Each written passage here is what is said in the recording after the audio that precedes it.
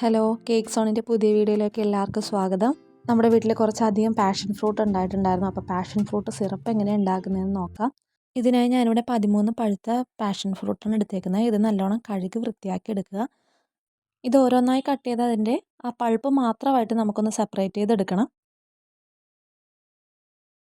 എല്ലാത്തിൻ്റെയും പൾപ്പ് നമ്മൾ എടുത്തിട്ടുണ്ട്. അതിനുശേഷം ഒരു വിസ്ക് എടുത്ത് നല്ലോണം ഒന്ന് മിക്സ് ചെയ്ത് കൊടുക്കുക. ഒരു ഫോർക്ക് ആയാലും മതി. ഇതിൻ്റെ കുരു ഇതേപോലെ ഇഷ്ടമില്ലാത്തവർക്ക് ഒന്ന് മിക്സിയിൽ അടിച്ചാണെങ്കിലും എടുക്കാം. ഇനി ഈ പൾപ്പൊന്ന് മെഷർ ചെയ്തെടുക്കണം. ഞാനിവിടെ 240 ml മെഷറിംഗ് കപ്പാണ് എടുത്തേക്കുന്നത്. മെഷറിംഗ് കപ്പ് ഇല്ല എന്നാണെങ്കിൽ ഗ്ലാസ്സിലാണെങ്കിലും മെഷർ ചെയ്തെടുത്താൽ മതി. എനിക്കിവിടെ 1.25 കപ്പോളം പൾപ്പ് കിട്ടിയിട്ടുണ്ട്. നിങ്ങൾ കൂടുതലാണ് എടുക്കുന്നതെങ്കിൽ അതനുസരിച്ച് പഞ്ചസാര എടുക്കേണ്ടി വരും. അതിനാണ് മെഷർ ചെയ്തെടുക്കണമെന്ന് പറഞ്ഞത്. ഇനി നമുക്ക് പഞ്ചസാര ലായനിയാണ് ഉണ്ടാക്കേണ്ടത്. അതിനായിട്ട് ഞാനിവിടെ 3 കപ്പ് പഞ്ചസാരയാണ് എടുത്തേക്കുന്നത്.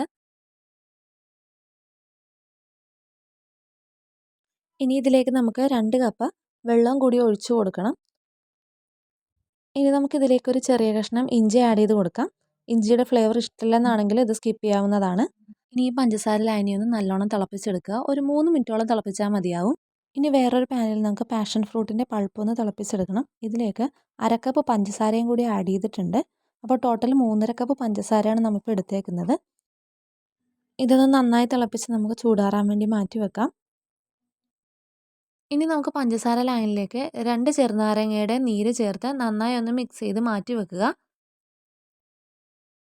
പഞ്ചസാര ലായനി നല്ലോണം തണുത്തതിന് ശേഷം ഒരരിപ്പയിലൂടെ അരിച്ച് മാറ്റി വെക്കുക. സിറപ്പ് തയ്യാറാക്കാൻ വേണ്ടി ഗ്ലാസിൻ്റെ ജഗ്ഗാണ് എടുത്തേക്കുന്നത്. ഇതിലേക്ക് പഞ്ചസാര ലായനി ആദ്യം ഒഴിച്ചു കൊടുക്കുക. ഇനി നമുക്കിതിലേക്ക് പാഷൻ ഫ്രൂട്ടിൻ്റെ പൾപ്പാണ് ആഡ് ചെയ്ത് കൊടുക്കേണ്ടത്. പൾപ്പ് ആഡ് ചെയ്തതിന് ശേഷം നന്നായിട്ടൊന്ന് ഇളക്കി യോജിപ്പിച്ച് കൊടുക്കുക. നമ്മുടെ പാഷൻ ഫ്രൂട്ടിൻ്റെ സിറപ്പ് ഇവിടെ റെഡി ആയിട്ടുണ്ട്. 1-2 മാസത്തേക്ക് നമുക്കിത് ഫ്രിഡ്ജിൽ സൂക്ഷിക്കാവുന്നതാണ്. ഇനി ഇതെങ്ങനെയാണ് നമ്മൾ സെർവ് ചെയ്യുന്നതെന്ന് നോക്കാം. ഒരു ഗ്ലാസ്സിലേക്ക് 1/4 ഭാഗത്തോളം സിറപ്പ് ആഡ് ചെയ്ത് കൊടുക്കണം.